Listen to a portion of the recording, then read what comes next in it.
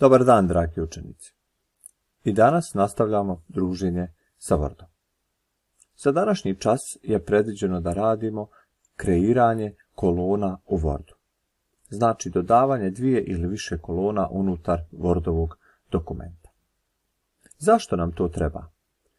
Ponekad, radi preglednosti dokumenta, podatke želimo pisati u kolonama ili stupcima.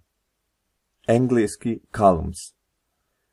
Po zadanim, odnosno default postavkama Worda, Word postavlja uvijek samo jednu kolonu po stranici kada otvorimo i pišemo novi dokument. To znači da se naš tekst razvlači po čitavoj širini našeg radnog dokumenta.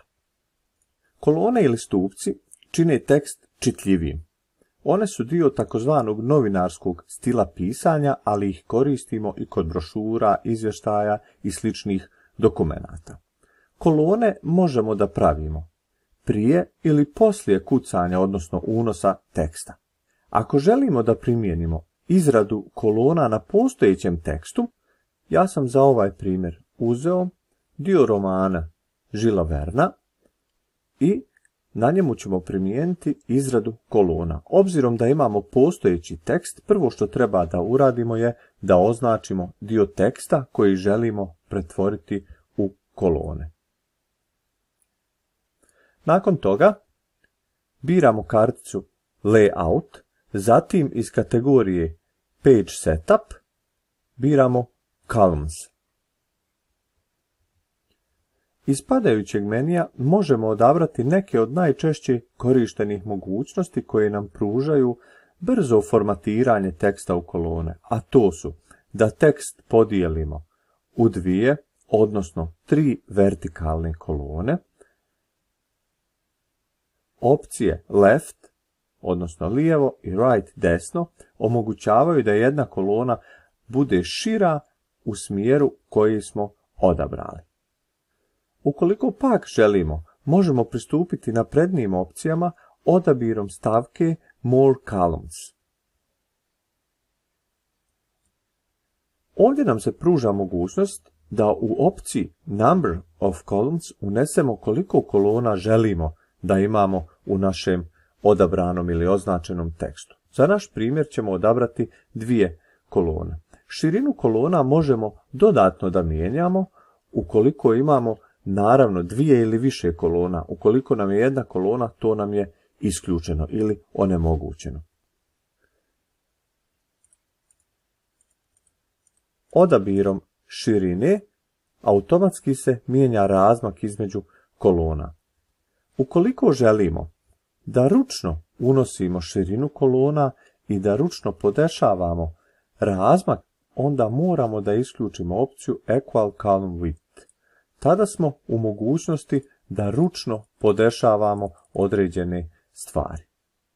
Ovdje naravno moramo da vodimo računa da parametre lijepo podesimo kako tekst ne bi bio previše skučen ili previše razmaknut. Opcija Apply to ili primijeni na služi da podesimo za koje dijelove teksta važe podešavanja. Ponekad nam nije potrebno da cijeli dokument bude u kolonama, nego samo jedan određeni dio teksta, kao što je u našem primjeru, znači samo tekst sa prve stranice.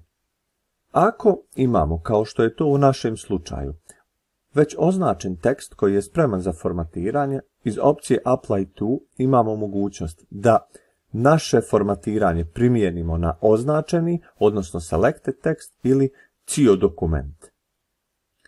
Ukoliko nemamo označen tekst, a podešavamo broj kolona u dokumentu, njihovu širinu i razmak, tada ćemo iz opcije Apply to imati opciju Whole Document, cijeli dokument i drugu opciju This Point Forward, što znači od ove tačke pa nadalje. To ćemo pokazati na sljedeći način. Poništit ćemo selekciju teksta, nakon toga biramo More Columns, iz opcije Apply to imamo dvije opcije.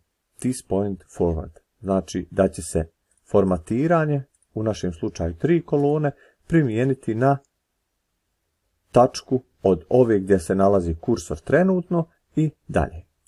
No, da se vratimo našem Primjer. Označili smo tekst. Biramo opciju columns, more columns, 2 kolone. Selected text. Kada smo podesili sve što nam je potrebno, jednostavno kliknemo na OK. Naš tekst je formatiran u 2 kolone.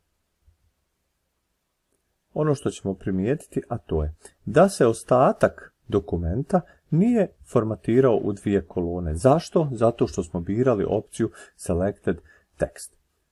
Ako u toku rada sa tekstom, koji je formatiran u kolone, želite da odmah pređete u novu kolonu, a još niste stigli do kraja te stranice, potrebno je samo da pritisnete tipku Enter, a zatim u kartici Layout iz kategorije Page Setup iz opcije Breaks biramo opciju Column. Na taj način pravimo prelom u tekstu.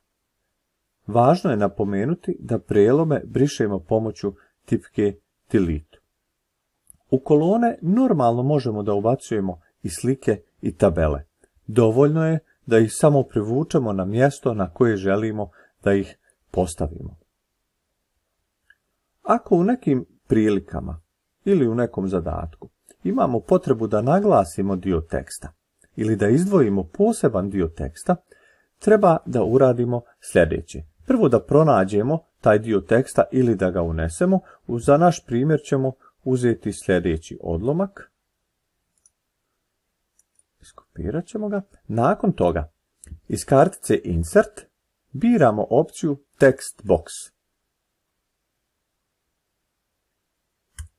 I dodajemo text box. Unutar tog text boxa zalijepit ćemo tekst odlomka koji smo prethodno iskopirali i podesit ćemo visinu. Tako da ćemo formatirati tekst da izgleda što urednije i preglednije.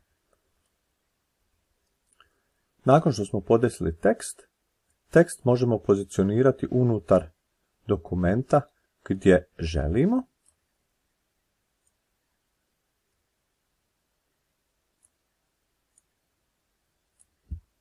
A kada kliknemo na naš okvir sa tekstom, dobivamo novu karticu Format, gdje možemo izvršiti dodatna podešavanja.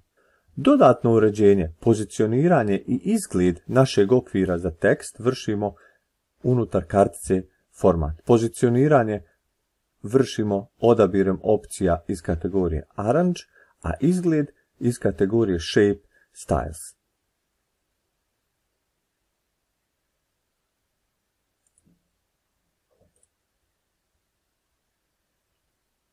Draga djeco, ja se nadam da vam je i ovaj čas kao i prethodni bili zanimljivi i da ste naučili nešto novo. Hvala.